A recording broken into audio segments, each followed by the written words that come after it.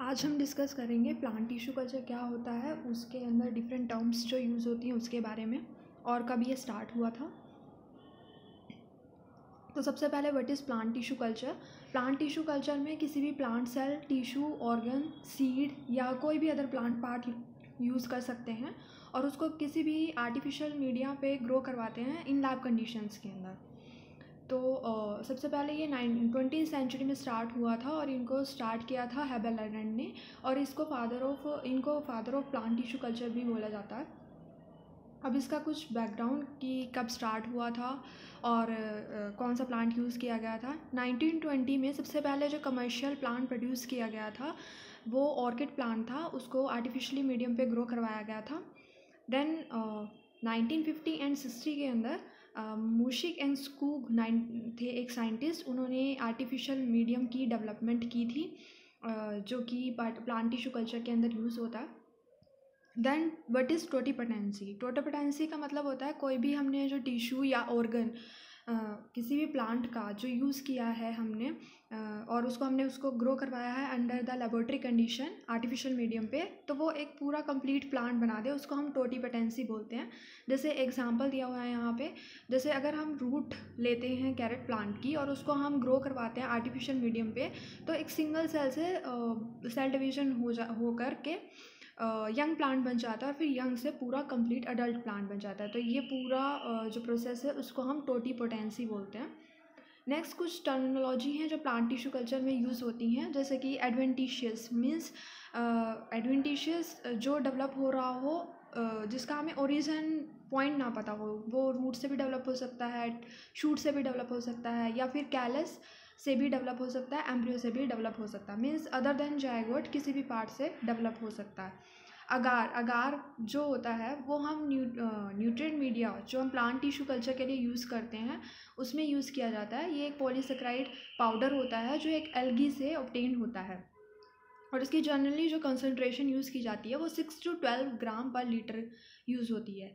Aseptic का means होता है कि जहाँ पे कोई माइक्रो ऑर्गेनिजम्स की प्रेजेंस ना हो, means free of micro organism, उस कंडीशन को हम एसेप्टिक कंडीशन बोलते हैं।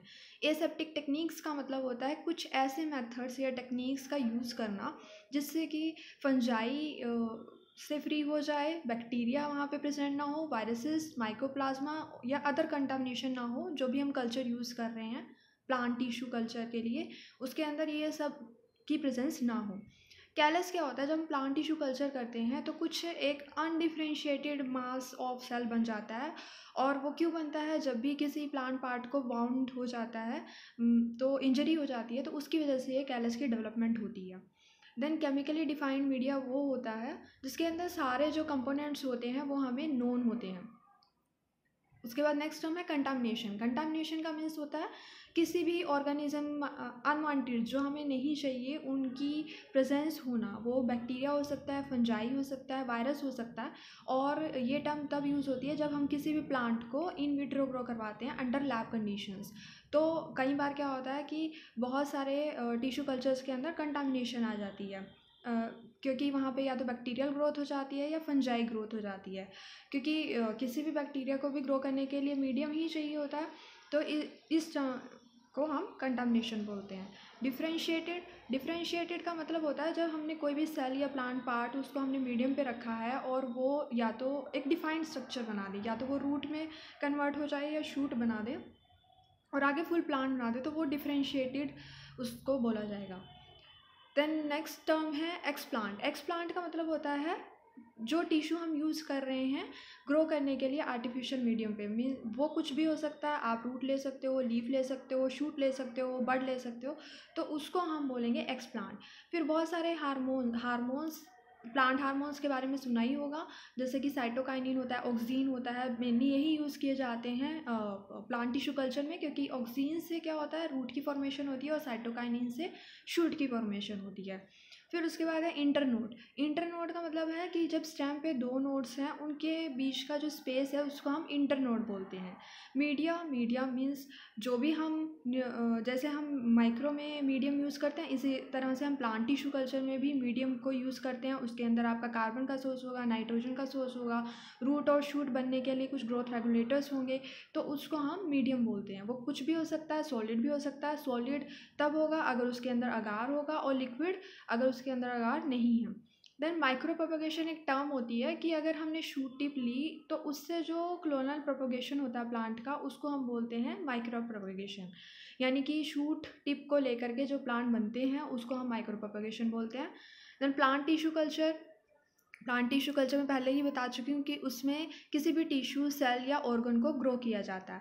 रीजनरेशन का मतलब होता है जिससे कि कुछ चेंजेस होना, मॉर्फोजेनेटिक चेंजेस होना, यानी मॉर्फोलॉजी में कुछ चेंज हो रहे हैं, और उससे क्या होगा, पूरा ऑर्गन बन सकता है, एम्ब्रियो या होल प्लांट बन जाए, तो उसको हम रीजनरेशन बोलते हैं।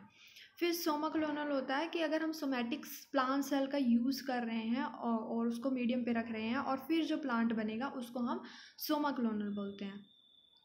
नेक्स्ट टर्म है सब कल्चर। अब सब कल्चर माइक्रो में भी सुना होगा कि जब हमने एक बार एक्स प्लांट को रख दिया फ्रेश मीडियम पे, उसके बाद कुछ दिन बाद मीडियम क्या होने लगता है, ड्राई होने लगता है, तो हमें उसको दूसरे फ्रेश मीडियम पे ट्रांसफ़र करना होता है। इसी प्रोसेस को हम सब कल्चर बोलते हैं।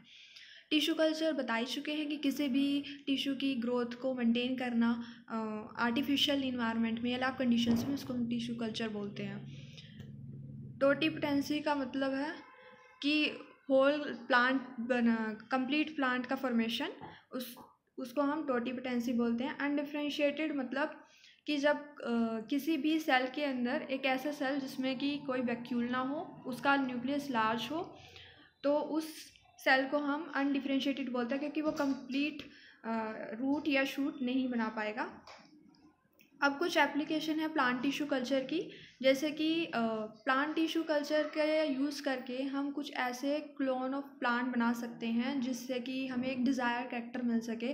फॉर एग्जांपल अगर हमें कुछ ऑर्नामेंटल पर्पस के लिए चाहिए तो वो हम डेवलप करवा सकते हैं प्लांट टिश्यू कल्चर से।